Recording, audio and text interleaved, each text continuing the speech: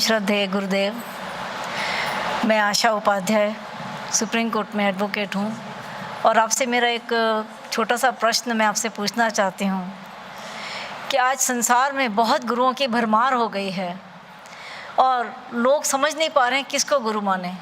लोग इंटरनेट पे, यूट्यूब पे, टीवी के माध्यम से गुरु खोज रहे हैं, लेकिन ये समझ नहीं आ रहा कि कौन सच्चा गुरु है, किसको सच्चा गुरु माने, कैसे उसकी पहचान करें। हे गुरुदेव, आप हमें मार्गदर्शन दें। आशा जी, प्रश्न अच्छा है। यह गुरुओं की भरमार आज ही नहीं सदैव से रहा। यदि किसी को रूप होता है तो वो अपने रूप के निवारण के लिए अच्छा से अच्छा डॉक्टर खोजता है, लेकिन आप जानते हैं कि झोला छाप डॉक्टर भी बहुत बाजार में होते हैं। मैं एक निजी अपना अनुभव बताता हूँ कि मेरे बहुत नज़दीकी आदमी आया इलाज के लिए। मैं एक सरकारी डॉक्टर के यहाँ एक छोटा सा चिट्ठी लिखा, मोबाइल उस समय नहीं था। कहा कि आप चले जाओ, वहाँ सरकारी डॉक्टर हैं, सुपरिटेंडेंट हॉस्पिटल हैं, वहाँ अपना इलाज करा लेना, बीच में मत पड़ना। चला गया, भूल गए। 2-4-5 महीने के बाद मिला था, हम पूछे कि क्या जी ठीक हुआ लड़का? कहा कि नहीं महाराज जी, लड़का था हमारा मर गया। हमने कहा क्या हो गया?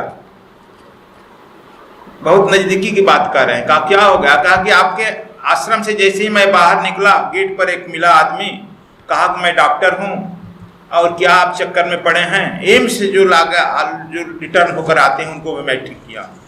इस लड़के को हम 2 महीना में तो दौड़ा दूंगा रोड पर। और उसके यहाँ चले गए, कहीं कौन सा डॉक्टर था? कहा कि आप ही के यहाँ से निकला रहा था। तब हम जाने कि आपका आदमी है। और वह लड़का मर गया। अब बताओ, तो यह झोला छाप डॉक्टर, वह प्रत्येक झोला छाप डॉक्टर कहता है मैं कि आप देखे होंगे चारों तरफ बोर्ड भी लगा है, टीवी पर भी आता है, मैं शर्त और गारंटी के साथ इलाज करता हूं। देखा है ना, गारंटी के साथ। कुछ लोग तो कहते हैं यदि रोग ठीक नहीं तो पैसा वापस। बहुत सारे क्या क्या नारा देते हैं। क्या एम्स के डॉक्टर या कोई सरकारी डॉक्टर या कोई विद्वान डॉक्टर, पढ़ा लिखा किसी यूनिवर्सिटी का डॉक्टर, बड़ा से बड़ा डॉक्टर इस विश्व का, कोई किसी ऑपरेशन में गारंटी देता है? वही है हाल आज भी है। जिसका अपना गुरु नहीं, जो खुद नहीं गुरु किया, हम लोग भी नहीं विवेचन करते हैं कि हमको गुरु की खोज कर रहे हैं किस कारण के लिए। जैसे कोई विद्यार्थी पढ़ता है स्कूल में, तो वह विद्यार्थी पढ़ने के पहले सोचता है कि हमको आर्ट्स पढ़ना है, कॉमर्स पढ़ना है, बायोलॉजी पढ़ना है, क्या नाम है, साइंस पढ़ना है। फिर उच्चतर हायर एजुकेशन जब लेता है तो उसमें करता है कि हमको बॉटनी पढ़ना है, केमिस्ट्री पढ़ना है, किसमें डॉक्टरेट करना है। केमिस्ट्री में भी बहुत सारे ब्रांचेज हैं, बॉटनी में बहुत सारे ब्रांचेज, किस में लेना है डॉक्टर। उसके अनुसार वह खोज करता है। क्या हम लोग अपने गुरु का बस कुछ नहीं करना है, टीवी पर खोजते हैं? ये बताओ, टीवी पर कौन आएगा? नेट पर कौन आएगा? इंटरनेट पर कौन आएगा? जिसके पास पैसा होगा वहां ना आएगा। व्यापारी आएगा या गुरु आएगा? बताओ तुम लोग। ये तो मैं सदैव कहता हूं। तो हमारा व्यापारी मन व्यापारी को खोज लेता है। यदि हम ठीक ठीक रहेंगे, हमारा चित्त वृत्ति ठीक है, परमात्मा को पाना है। जैसे हम कहते हैं डॉक्टर बनना है, इंजीनियर बनना है, या जो बनना है उसके तरह हम अपना एजुकेशन इंस्टीट्यूशन संस्थान खोजते हैं। उसी तरह से हम पहले हम निर्णय कर लें कि गुरु किस लिए खोज रहे हैं।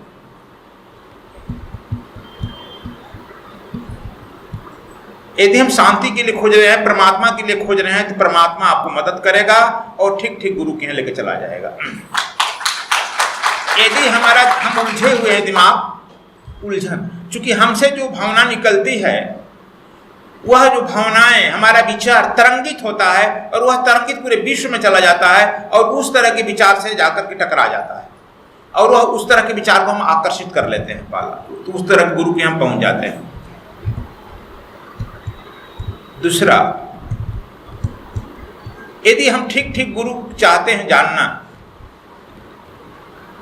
जैसे बाजार में हम जाते हैं, बहुत सारे कपड़े की दुकान रहती है, उस कपड़ा में से खास कपड़ा हम अपने चुन लेते हैं। उसी तरह से जब हमारा विचार केंद्रित हो जाएगा, मन केंद्रित हो जाएगा, तो हम अपना उस तरह के गुरु का खोज कर लें। भगवान राम के गुरु वशिष्ठ थे, कुल गुरु थे। भगवान राम ने एक शब्द पूछा उनसे, गुरुदेव आप तो कहते हैं कि परामर्श जो है गुरु से लेकर करना चाहिए, लेकिन जहां गुरु मेरे उपलब्ध नहीं हो वहां हम किससे पूछेंगे? वशिष्ठ जी ने कहा इसका उत्तर कल दें। कल जब आए तो उन्होंने कहा कि इसका तुम अपने आसपास जो वरिष्ठ जन होंगे, विद्वान जन होंगे, उनसे पूछ लेना। भगवान राम ने पूछा कि गुरुदेव आपने यही प्रश्न का उत्तर आप एक दिन के लिए टाल क्यों दिया? कहा कि राम सच पूछो तो इस तरह का कोई प्रश्न पूछा नहीं था आज तक। मैं ब्राह्मण हूं, ब्राह्मण का धर्म होता है सत्य बोलना। मैं अपनी पत्नी रात में अरुंधति से पूछा तो उसने यह सलाह दी कि आसपास के वरिष्ठ जनों से पूछना। राम को लगा कि गुरु जी पत्नी से सलाह लेकर उत्तर दे रहे हैं, इसका मतलब कि हमको अभी गुरु की खोज है, शेष है। देखो राम प्रतिभा, जब विश्वामित्र जी मिले उनसे तो उन्होंने सई नदी के तट पर जब ही विश्राम करने को हुआ सबसे पहले यही प्रश्न किया।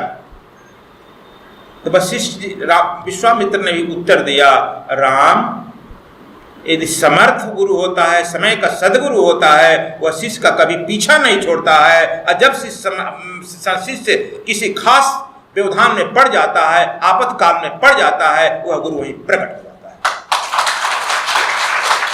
और उसके समस्याओं का समाधान कर देता है। गुरु कहाँ साथ छोड़ता है तुम्हारा? एक जन्म नहीं, कई जन्म तक तुम्हारा साथ नहीं छोड़ता है। इसलिए इस भ्रम में मत रहना कि आज मुझसे तो दीक्षा लिया तो तुम्हारा मैं साथ छोड़ दूंगा।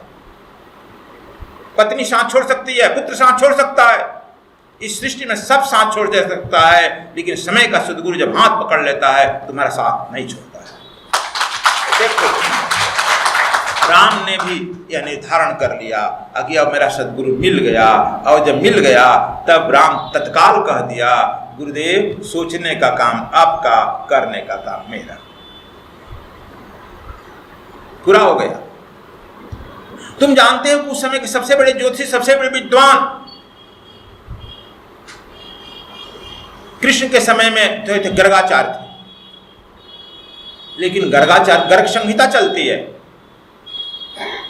लेकिन उन्हें भी सदगुरु खोजने के लिए हुआ तो लोगों ने कहा काशी में जाइए। उन्होंने कहा काशी विद्वानों की नगरी है, मुझे तो आत्म अनुभव चाहिए, समय का सदगुरु चाहिए जो इस लोक में भी सफलता दे, उस लोक में भी सफलता दे। और उसको खोजते हुए वे चले गए संदीपनी के यहाँ। संदीपनी के कोई शिष्य ही नहीं था, बहुत देखते थे सुदामा मिलते हैं, बस और कुछ मिलता है। जो सदगुरु होता है उनको शिष्य नहीं मिलता है, वह तो शिष्य को खोज में चलाता है, कोई आ जाए। झोला छाप डॉक्टर के यहाँ बहुत भीड़ रहती है, देखा है कि नहीं देखा है? क्योंकि सारे रोगों का वो गारंटी से इलाज करता है। इसलिए शिष्य को भी थोड़ा त्यागी होना होगा कि खोज किस लिए रहा है। यदि गुरु के यहाँ गया, खोज रहा कि नहीं, ठीक ठीक वो परमात्मा से प्रार्थना कर रहा है, मुझे आत्मा जानना है, परमात्मा जानना है, तो उस तरह का गुरु यदि उसको नहीं मिल रहा है तो वह लगातार जाएगा। लेकिन गया है गुरु के यहाँ आत्मा के लिए और जाने के बाद कह रहा है गुरु जी हमारे लड़के की नौकरी नहीं लग रही, गुरु जी हमारे व्यापार नहीं चल रहा है, गुरु जी फलाना को रोग हो गया है, तब तू चक्कर में पड़ेगा ना। तब हम चक्कर में पड़ जाते हैं।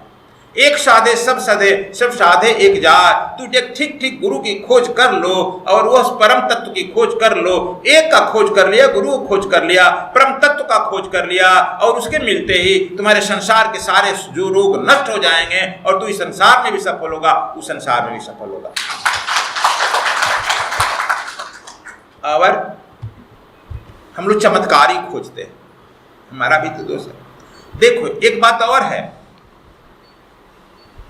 जैसे भगवान कृष्ण भी कहे हैं, मैंने यह गीता का उपदेश सबसे पहले सूर्य को दिया हो, सूर्य ने अपने पुत्र मनु को दिया, मनु से इस तरह इक्ष्वाकु को, इस तरह से परंपरा में आया है। मतलब यह है कि यह ज्ञान परंपरा से आता है। कृष्ण भगवान का देखते हो परंपरा, पूरा खानदान देखते हो चंद्रमा से लेकर कृष्ण तक। राम का देखते हो सूर्य से लेकर के राम तक। वशिष्ठ का देखते हो क्या नाम है, ब्रह्मा से लेकर वशिष्ठ, वशिष्ठ से लेकर के पराशर, पराशर शक्ति, शक्ति से पराशर, पराशर से आते हैं वेद व्यास, वेद व्यास से आते हैं शुक्देव, परंपरा से आते हैं। शिष्य का भी परंपरा होता है, राज परिवार की परंपरा आता है। तो लोग कबीर साहब का पूछेगा तो कबीर साहब के भी देखते हो, वह जो है वैष्णव धर्म से आकर के रामानंद से कबीर साहब एक परंपरा से आते हैं। आजकल तो बहुत गुरु ऐसे हैं जिनके खुदे कुछ गुरु नहीं है। कुछ लोग कहते हैं कि हमारे गुरु तो बाबा हैं, कुछ लोग कहते हैं कि हमारे गुरु तो हनुमान जी हैं। चूंकि वो अपने अहंकार खुद नहीं गिरा पाए हैं, नाम नहीं रखे, किसका किसका नाम रखे। कहते हैं कोई ना कोई हमको इस सपना में दे दिया गुरु, या हम नाम नहीं रखना चाहते हैं फिर भी आ जाता है। अभी एक दिन कल परसों हमसे एक आदमी मिला था कि हम को जो है क्या नाम है, महाअवतार बाबा सपने में दीक्षा दे दी। तुम जानते हो कबीर साहब ने अभी दर्जनों आदमी सपने में दीक्षा दिया। कबीर साहब सपने की बात हो रही। एक तरफ हम कहते हैं संसार जो है मिथ्या है, सपना सत्य हो गई। जगत मिथ्या ब्रह्म सत्यम कहते हैं और सपना सत्य हो रहा है। तो इस तरह से जो अहंकारी पुरुष होते हैं उनको खुद गुरु नहीं है। खुद गुरु बनने के आवेश में तुरंत गुरु को हत्या कर देता है। कुछ जो है जल्दीबाजी में खुद को गुरु डिक्लेयर कर देता है और कहता है मैं यह जानता हूँ, वह जानता हूँ, गारंटी के साथ यह कर दूंगा, वह कर दूंगा, और हम उसके झांसे में पड़ जाते हैं। तुलसीदास खुद कह रहे हैं गुरुविन भव निधि तरे न कोई, जो भी रंग शंकर सम होई। तुलसी बाबा तो इतना बड़ा लगा देते हैं दाव पर। तो ब्रह्मा की तरह सृजन करने की क्षमता कर सकता है तपस्या से, शंकर की तरह संहार करने की क्षमता कर सकता है, लेकिन भव रूपी संसार से नहीं करे। एकदम लिख करके मोहर मार कर डाल दिया तुलसीदास। कबीर साहब क्या कहते हैं, तीन लोक में गुरु से बड़ा न कोई, करता करे न कर सके, गुरु करे सो हो। यह कबीर साहब एक कदम और आगे कह देते हैं, और आगे कहते हैं रामकृष्ण से को बड़ा वो भी तो गुरु किन, तीन लोक के वे धनी गुरु आगे आधीन। अब हमारे यहाँ भारत के वांग्मय में या इस सृष्टि के वांग्मय में रामकृष्ण से भी कोई बड़ा है? बोलो, किसको बड़ा मानता है रामकृष्ण से? तुम लोग हिंदू, तुम लोग है, लेकिन वे भी गुरु के आगे हाथ जोड़कर देखते हैं, बड़े बैठे हैं। रामकृष्ण भी अपने गुरु के आगे हाथ जोड़कर बैठे हैं। और गुरु यदि कहता है कि जाओ लकड़ी चुनने, तो लकड़ी कितने चुने जाते हैं, और विश्वामित्र जब सो जाते हैं तो राम पैर दबाने लगते हैं। यह भारत की महिमा, ये गुरु। और अभी बहुत सारे गुरु ऐसे हैं जिनको खुद नहीं गुरु हैं, किसी देवी देवता को गुरु मान लेते हैं। कुछ कहते हैं नहीं, मैं तो स्वयं उनका अवतार आ गया हूं और मैं खुद गुरु बन गया हूं, अब नाम क्या रखूं? तो लोग जो है अपने से विचार करो, यह पृथ्वी भरी है। पहले जो था इस तरह के लोग कहते थे, उनको राक्षस कह देते थे। जैसे रावण का कोई गुरु नहीं था, शिव बाबा को गुरु मान लिया था। कुंभकर्ण, बाणासुर, महिषासुर, वृत्रासुर, जितने असुर हुए हैं लगभग ये सब किसी न किसी दैव शक्ति को अपना गुरु मान लिया।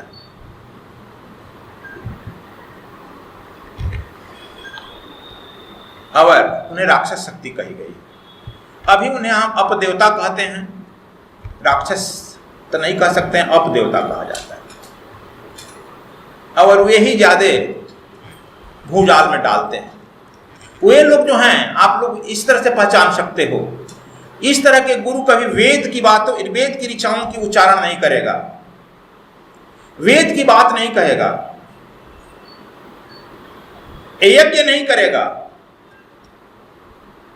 राम का नाम नहीं लेगा, परमात्मा का नाम नहीं लेगा, परमात्मा का कीर्तन नहीं करेगा। क्यों? उसकी शरीर विखंडित हो जाएगी। और अभी उस तरह के ही गुरुओं की होड़ है, उनकी बड़ी प्रचार है। यह बात संक्षेप में हम कह रहे हैं। इन्हें अपदेवता भी हम अब कहने लगे हैं। अपदेवता शास्त्र भी कहता है। अपदेवता उसे कहते हैं जो न पीतर है न प्रेत है। कुछ तांत्रिक है, कुछ सिद्धियां प्राप्त किया है, गुरुहीन है, गुरु विमुखी है। वह व्यक्ति यदि मर जाता है तो पुनः उसको शरीर नहीं मिलती है जल्दी।